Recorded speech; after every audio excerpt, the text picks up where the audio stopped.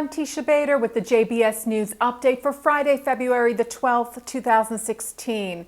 Israel's security agency, the Shin Bet, reports that terror attacks are down for the first time since the summer.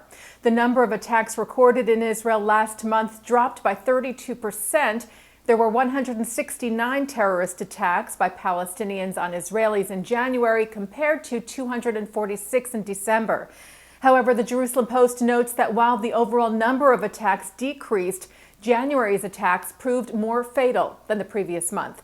5 Israelis were killed in terrorist attacks in January compared to 3 in December. And staying with the Shin Bet, Israeli Prime Minister Benjamin Netanyahu announced he decided to promote Shin Bet Deputy Director Nadav Argaman to lead the organization.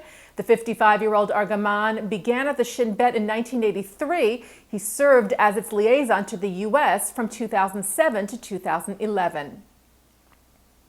And Israel has named its first Arab Muslim to the position of Deputy Commissioner of Police. Jamal Hakroush will lead a new police unit that is aimed at fighting the high percentage of crime within Israel's Arab community. Hakroush will lead over 1,000 new officers and build many new police stations in Arab areas of the country. His appointment was announced Tuesday by Police Commissioner Ronnie Al-Sheikh. The Times of Israel cited Al-Sheikh saying that the disproportionate amount of crime is of concern not only to the police, but to members of Israel's Arab community as well. The Anti-Defamation League has doubled its reward for information leading to the arrest and conviction of the assailant who stabbed an Orthodox Jew in Brooklyn this week.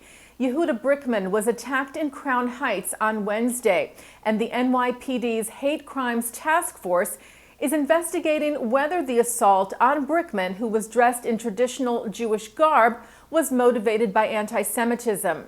There have been a number of anti-Semitic attacks that have taken place in Brooklyn over the last few months.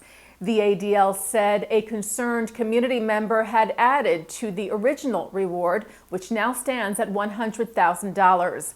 ADL New York Director Evan Bernstein said, "We hope that the additional reward will assist law enforcement with their grim task of apprehending whoever is responsible, and that ultimately nobody in New York should be fearful of walking in their own neighborhood."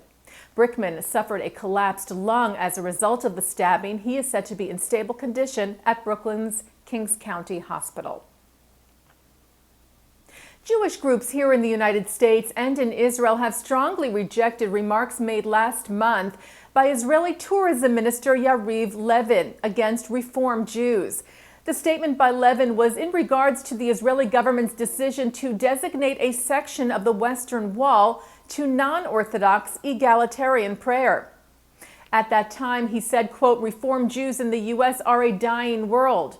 Prime Minister Netanyahu condemned Levin's remarks, saying that Reform and conservative Jews are part and parcel of the Jewish people and should be treated as such.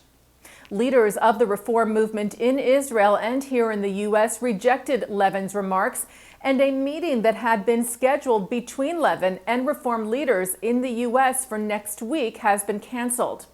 Union for Reform Judaism President Rabbi Rick Jacobs told Israel's Army Radio that as long as he, referring to Levin, doesn't think that diaspora Jews have any right to voice opinions on matters such as the Western Wall, there's no reason to give him a platform in Jewish communities and organizations in the United States. Adding that Minister Levin will not teach us what support for Israel is. Today, the American Jewish Committee called on Levin to apologize. AJC's CEO David Harris said Levin's words were offensive and off base.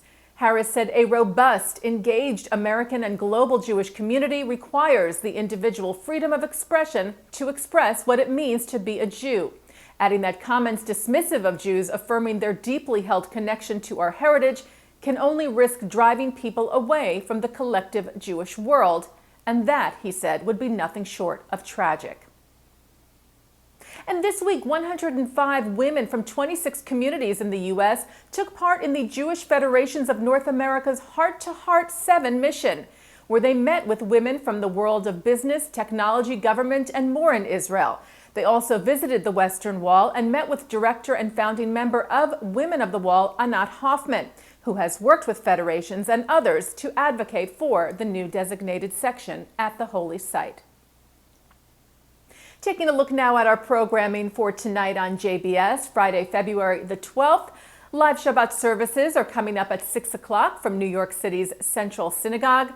At 8 o'clock, from our coverage of the Union for Reform Judaism's biennial in Orlando, you'll hear from former URJ President Eric Yaffe, Israeli Knesset member Stav Shafir, and Israeli author and journalist Ari Shavit. And later tonight at 10:30, it's Muzika with Avi Vaknin. And that's the JBS News Update for Friday, February the 12th. I will be back with the news on Tuesday after President's Day. Shabbat Shalom.